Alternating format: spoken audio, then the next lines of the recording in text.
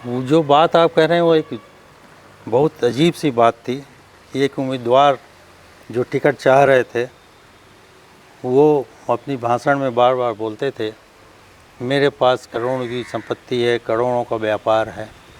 तो उनको जवाब देने के लिए मैंने ये कहा था कि मेरे को ये बताने की आवश्यकता नहीं है कि मेरे पास कितनी संपत्ति है, इस क्षेत्र के लोग जानते हैं।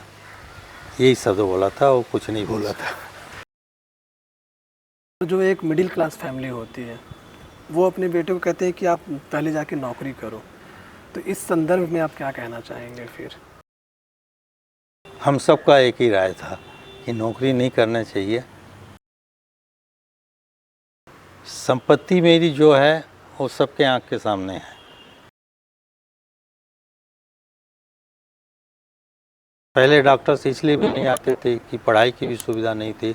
अब तो हमने दिल्ली वर्ल्ड पब्लिक स्कूल खोल दिया है, उसके कारण पढ़ाई की एक सुविधा तो यहाँ बढ़ गई है। और अब जो नई पोस्टिंग अगर हो तो शायद ही कोई डॉक्टर मैनगढ़ छोड़ना चाहेगा। सर जैसे आपने दिल्ली वर्ल्ड पब्लिक स्कूल का जिक्र किया, तो आगे चल के मतलब आप स्कूल के साथ साथ कभी कॉलेज खोलने का भी आपने सोचा है कि? हम तो चाहेंगे गवर्नमेंट कॉलेज खोले। वो गवर्नमेंट अगर कॉलेज नहीं खोल पाएगी तब उस पर विचार किया जाएगा, अभी तो कोई विचार नहीं है। तो sir Delhi world public school जो आपने शुरुआत की, उसकी सोच कहाँ से आई सर आपको कि आपने मतलब कमी महसूस की मनिंदगढ़ में, या फिर ये पहले से आपने प्लान करके रखा था? नहीं, पहले से कोई प्लान नहीं था। मेरा बेटा वेंकटेश सिंह जो है वो जज था, मजिस्ट्रेट था। उसने नौकरी छोड़ दी। नौकरी छोड़ने का कारण था कि मैनगढ़ में आकर वकालत करे, और यहाँ पर पेट्रोल पंप पहले से था तो उसको देखे। पर उसके बाद मेरे को लगा कि जज की नौकरी छोड़ा है तो इसको कोई काम देना चाहिए। और उसके साथ साथ ये लगा कि मैनगढ़ में क्या कमी है जिसको हम पूरा कर सकते हैं। तो उसमें सबसे ज़्यादा हमको शिक्षा का ही दिखा कि यहाँ शिक्षा के लिए अच्छे स्कूल्स नहीं हैं, उसका अभाव है, लोगों को शिक्षा नहीं मिल पा रही है। तब मेरे मन में आया कि स्कूल खोला जाए। और स्कूल खोलने में भी फिर मेरे को लगा कोई ऐसा स्कूल खोला जाए जो आसपास न हो। तो मैं जा कर के इस स्कूल के संस्थापक हैं डॉक्टर सलमान खुर्शीद जी, तो उनसे मिला। उन्होंने मैनगढ़ की आबादी जब पूछी तो बोला मैं ऐसे कि 5वीं तक का मैं आपको परमिशन दूंगा। मैं कहा कोई बात नहीं, 5वीं तक की परमिशन दीजिए। 5वीं तक का परमिशन दिए, हम स्कूल स्टार्ट किए। जब हमारा बिल्डिंग बन के तैयार हो गया तो उनके तरफ से स्टाफ आए यहाँ पर निरीक्षण करने के लिए। निरीक्षण करने के बाद बोले कि आप ऐसी जगह में, छोटी जगह में इतना बड़ा बिल्डिंग बनाए हैं, तो हम लोग खुर्शीद साहब से बात करके आपको 12वीं तक का परमिशन दे देंगे। और 1 महीने के अंदर ही हमको 12वीं तक का परमिशन मिल गया। तब जाके स्कूल ये अच्छे से रन हो पाया। और इस स्कूल को मेरी बहू जो है वो एकेडमिक देखती है, और जो एडमिनिस्ट्रेशन का पोर्शन है उसको बेटा देखता है, और सबके सहयोग से स्कूल ठीक चल रहा है। सर जैसे एक और सवाल है मेरा कि जैसे आपने बोला जो आपके बेटे हैं प्रिंस सर, उन्होंने वकालत छोड़ी है, जज की नौकरी छोड़ी, तो वो जो डिसीजन उन्होंने लिया उसके पीछे मतलब आपका क्या रोल था? हम सबका एक ही राय था कि नौकरी नहीं करना चाहिए। उस समय वो उसके दादाजी भी थे, वो भी यहाँ के अच्छे वकील थे।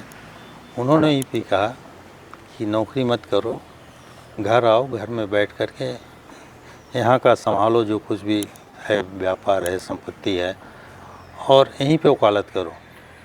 तो वर्तमान में तो इतना व्यस्त हो गया है स्कूल में कि अभी कोर्ट नहीं जा पा रहा है।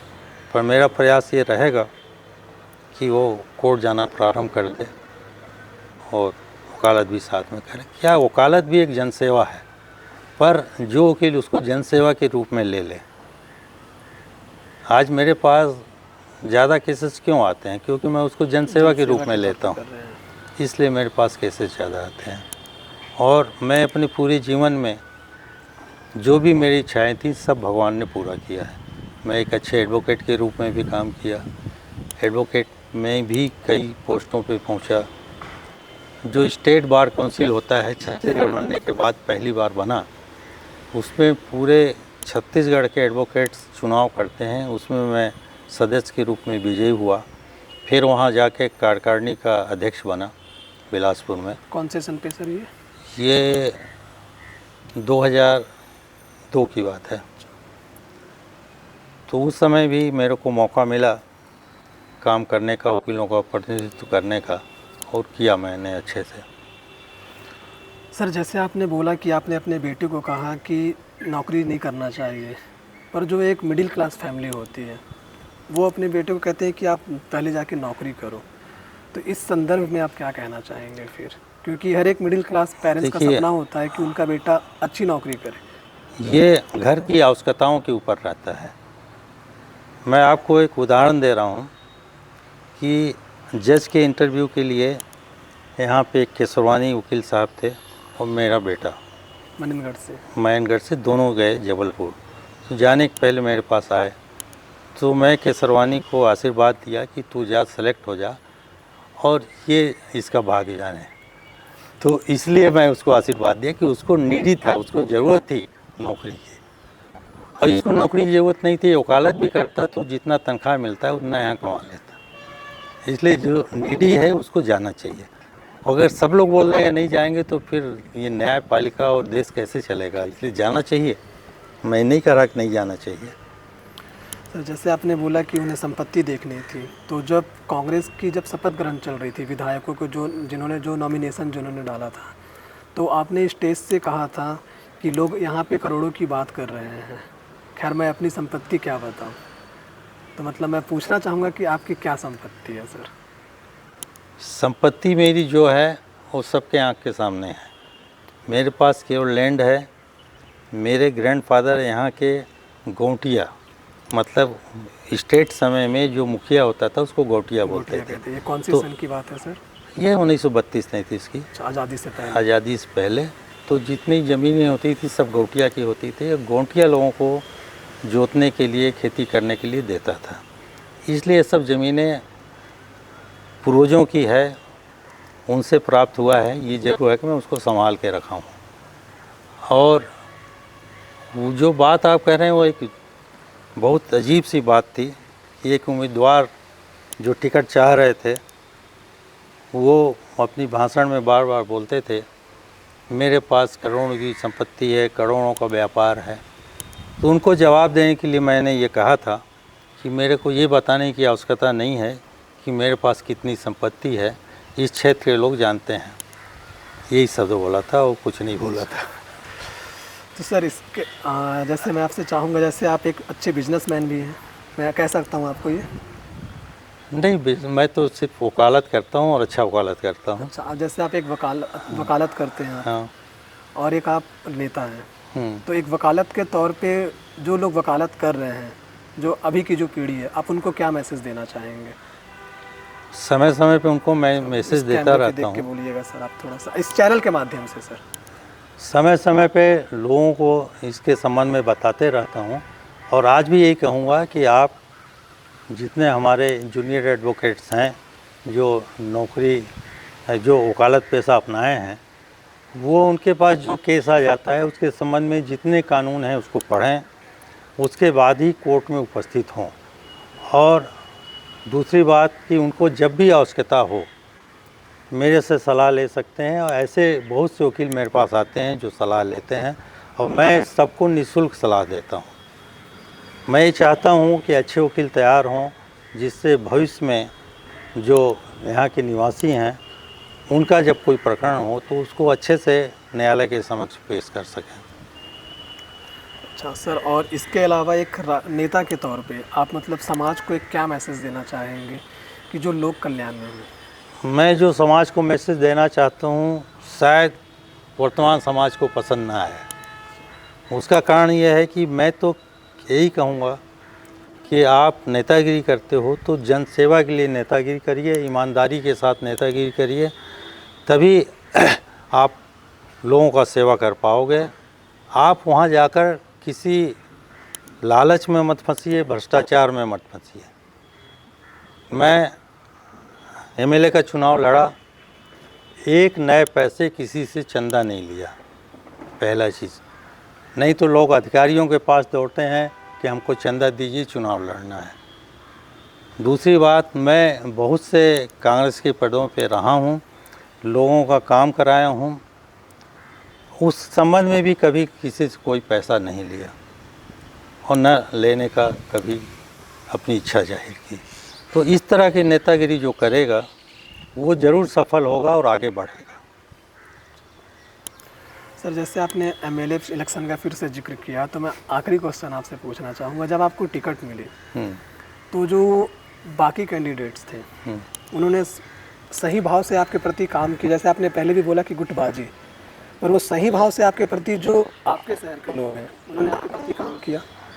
कुछ लोगों ने किया और कुछ लोगों ने नहीं किया। मेरे समझ में नहीं आया कि चुनाव जब होता है तो कांग्रेस का जो भी कार्यकर्ता है उसको हमेशा कांग्रेस का काम करना चाहिए, चाहे चुनाव में कोई भी व्यक्ति खड़ा हो। और इस तरह का अगर कार्य करेगा तो इससे जनता को भी लाभ पहुंचेगा और उस व्यक्ति को खुद भी को भी लाभ पहुंचेगा। यहाँ पर लोगों की इच्छा ज़रूर थी कि हम कांग्रेस को विजयी बनाएं, परंतु आपको बताया कि सिर्फ एक ही कारण था, वो चिमरी, जहाँ से हम पीछे चले गए और सफलता नहीं मिल पाई। परंतु चिमरी की जनता को भी मैं धन्यवाद दूंगा कि जितना वोट मेरे को दिया वो विनय को जो वोट दिए थे उससे कहीं ज़्यादा दिए। तो आप इस चीज़ पे खुश हैं या फिर कहे उससे नहीं, मतलब कि आपको जो पिछले जो विधायक थे उनसे ज़्यादा वोट मिला आपको? नहीं, ये खुशी की कोई बात नहीं है, पर यह मैं कहना चाह रहा हूँ कि लोग चाहते थे मेरे को, परंतु कुछ लोग जो पूर्व विधायक थे, उनके आदमी लोग हमारे पक्ष में मतदान नहीं करने दिए, न करे, तो इस कारण से हार हुई। अच्छा, तो आप एक बार सर, एक आखिरी क्वेश्चन है मेरा आपसे कि आप अपनी वकालत को इस हार का जिम्मेदार मानते हैं या नहीं मानते? नहीं, बिल्कुल नहीं मानता। वकालत से तो किसी भी चुनाव में लाभ मिलता है, नुकसान नहीं मिलता। लोग भले कहते रहें, मैं आज खड़गवां के करीब करीब हर गांव का लोग मेरे क्लाइंट हैं, जनकपुर तक के हर गांव के मेरे क्लाइंट हैं। तो ये जो क्लाइंट हैं ये तो हमारे पक्ष में मतदान करते हैं और करवाते भी हैं, इसलिए उससे कोई नुकसान नहीं होता है। चिरमिरी में जो समस्या थी, किसी भवन को लेकर जो बात चल रही थी आपको लेकर, वो मेरे खिलाफ जो है दुष्प्रचार किया गया, लोग बात को नहीं समझ पाए। वहाँ पे एक अंबेडकर भवन का निर्माण हो रहा था जिससे मेरा कोई संबंध नहीं है। अंबेडकर भवन का निर्माण नगर निगम कर रहा था, ACCL के ज़मीन पे कर रहा था, बिना ACCL के परमिशन का कर रहा था। तो एक न्यायालय होती है स्टेट ऑफिसर का, और उसका जज होता है जो वहाँ का सब एरिया मैनेजर होता है।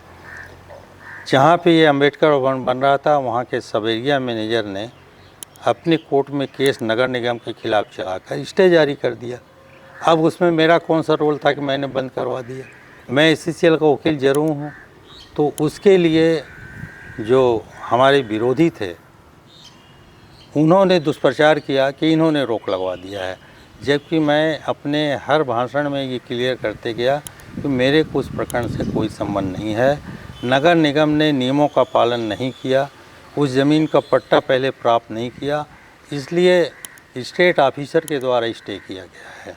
और अगर उसकी अपील, उनके पास पट्टा था तो उसकी अपील डिस्ट्रिक्ट जज को होती है, वहाँ नगर निगम अपील करता तो उनका स्टे हट जाता। तो पर ये आपके लिए कहीं ना कहीं ड्रॉबैक का काम किया? हाँ, ज़रूर किया, क्योंकि लोगों ने दुष्प्रचार किया कि इन्होंने ही स्टे करा दिया और भवन बनना जो है स्टे हुआ, तो लोगों के मन दिमाग में यही है कि इन्होंने स्टे करा दिया है। अच्छा, आरोप और प्रत्यारोपों पे आप कितना विश्वास रखते हैं सर?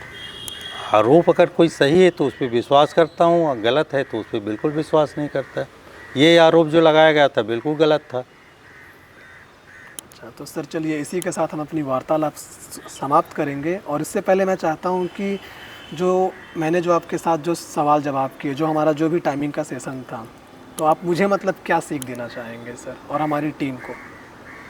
आप देखिए, आपकी टीम जो है बड़े अच्छे से मेरा इंटरव्यू ली, आपने भी प्रश्न अच्छे से पूछे, तो इसमें सीख देने की तो कोई बात नहीं है, आप खुद नहीं, सीखे फिर भी हुए सर, हैं। जैसे आपकी जो 70 साल का जो तजुर्बा है, हाँ। उससे मतलब एक यंग लड़का आपसे वो तजुर्बा मतलब पूछ रहा है, तो जैसे आपने बोला कि आप निःशुल्क मशवरा देते हैं लोगों को, तो आप मुझे क्या मशवरा देना पसंद करेंगे फिर, जो आपको मतलब मुझे भविष्य में काम आए और हमारी टीम को काम आए? आपको जो मशवरा मैं दूंगा, जो सलाह दे रहा हूँ, यही सलाह दूंगा कि आप किसी व्यक्ति के खिलाफ जो कोई प्रश्न का उत्तर रहता है और वो उत्तर अगर आपको कन्फर्म है कि जो उत्तर आया है ये पूर्णतः सही है, तब तो आप उसको प्रकाशित करिए, अन्यथा उसको डिलीट कर दीजिए। अगर उसको डिलीट आप नहीं करोगे, जैसे मैंने किसी को कह दिया कि ये बदनाम आदमी है, ये चोर है, इसने ये भ्रष्टाचार किया है, तो अगर वो भ्रष्टाचार वाली बात को आप इसमें प्रकाशित कर देते हो और एक्चुअल में वो भ्रष्टाचार नहीं किया है, तो आपके खिलाफ मानहानि का मामला बनेगा। बोलने वाले के खिलाफ तो बनेगा ही, जो उसको प्रकाशित कर रहा है, जो उसको रिकॉर्ड कर रहा है, उसके खिलाफ भी बनेगा।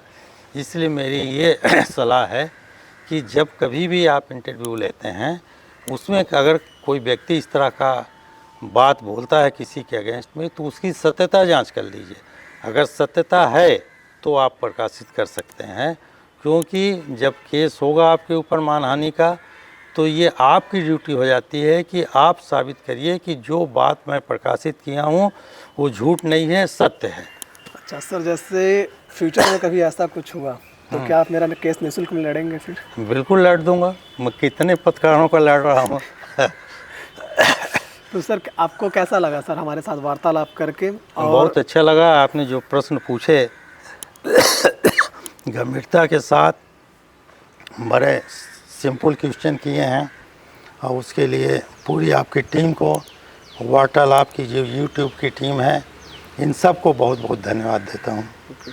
सर वो हमारा मेन कैमरा है, तो जो आपके व्यूअर्स हैं, जो आपके चाहने वाले हैं, जो आपके माध्यम से इस वीडियो को देखेंगे, तो एक छोटी सी अपील है कि आप उन्हें ये कह दीजिए कि वार्तालाप को यूट्यूब पे और इंस्टाग्राम, यूट्यूब चैनल को सब्सक्राइब करें और इंस्टाग्राम पे हमें फॉलो करें सर, उस कैमरे में देख के सर। आज जो मेरा इंटरव्यू वार्तालाप के द्वारा लिया गया है, उसके संबंध में मैं कहना चाहूँगा कि जो यूट्यूब है उसको आप लोग शेयर करिए, और जो इंस्टाग्राम है उसको फॉलो करिए, जिससे ज़्यादा से ज़्यादा व्यूअर इसमें आ सकें और ज़्यादा से ज़्यादा लोगों को इस बात की जानकारी मिल सके कि मैंने क्या कहा है। धन्यवाद। अच्छा, आपका बहुत बहुत धन्यवाद सर।